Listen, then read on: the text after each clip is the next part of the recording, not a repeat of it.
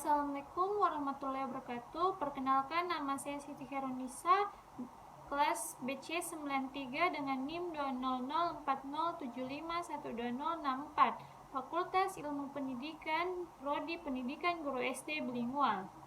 Di sini saya akan menjelaskan tentang perbedaan antara model, strategi, pendekatan, metode, dan teknik pembelajaran dalam bahasa Indonesia beserta contohnya.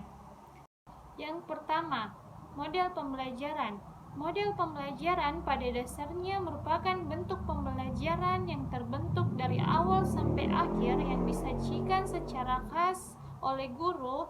Dengan kata lain, model pembelajaran merupakan bungkus atau bingkai dari penerapan suatu pendekatan, metode, dan teknik pembelajaran.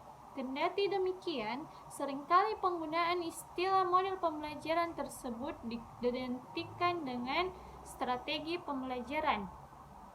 Contoh penerapannya yaitu guru memberikan materi pembelajaran atau permasalahan kepada siswa sesuai kompetensi dasar yang akan dicapai. Kemudian guru membentuk kelas dalam beberapa kelompok yang setiap kelompoknya terdiri atas 3-5 orang siswa. Kemudian guru mengajukan permasalahan untuk dipecahkan bersama kelompok. Yang terakhir, guru mengecek pemahaman siswa dengan menyebut salah satu nama kelompok untuk menjawab. Yang kedua, strategi pembelajaran adalah suatu kegiatan pembelajaran yang harus dikerjakan oleh guru dan siswa agar tujuan pembelajaran dapat dicapai secara efektif dan efisien. Contoh penerapannya, strategi pembelajaran yang menekankan kepada proses kerjasama dalam suatu kelompok yang biasanya terdiri atas 3-5 orang siswa untuk mempelajari suatu materi.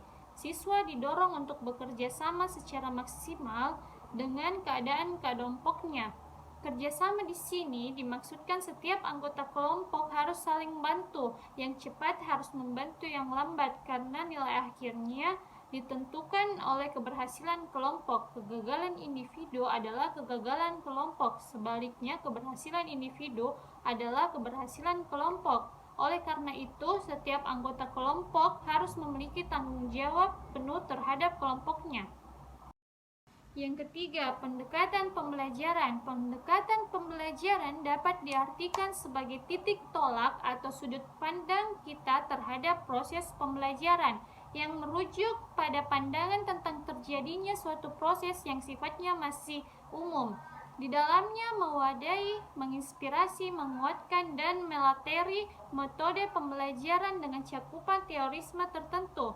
Dilihat dari pendekatannya, pembelajaran terdapat dua jenis pendekatan, yaitu pendekatan pembelajaran yang berpusat pada siswa atau student center approach, dan yang kedua, pendekatan pembelajaran yang berpusat pada guru atau teacher center approach.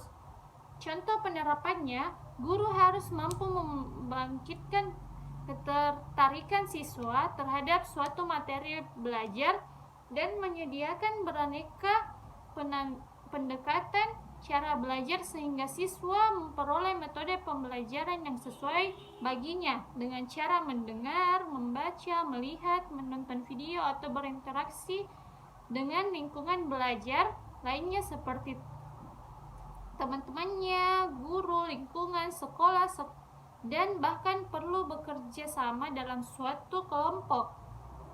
Yang keempat, metode pembelajaran. Jadi, metode pembelajaran dapat diartikan sebagai cara yang digunakan untuk mengimplementasikan rencana yang sudah disusun dalam bentuk kegiatan nyata dan praktis untuk mencapai tujuan pembelajaran. Terdapat beberapa metode pembelajaran, diantaranya ceramah, diskusi, demonstrasi, simulasi, laboratorium, pengalaman lapangan, brainstorming, debat, simposium, dan sebagainya.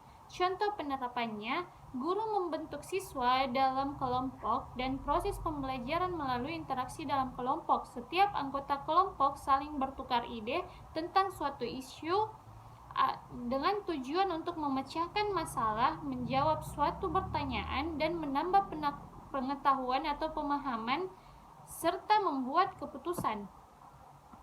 Dan yang kelima adalah teknik pembelajaran. Teknik pembelajaran dapat diartikan sebagai cara yang dilakukan seseorang dalam mengimplementasikan suatu metode secara spesifik.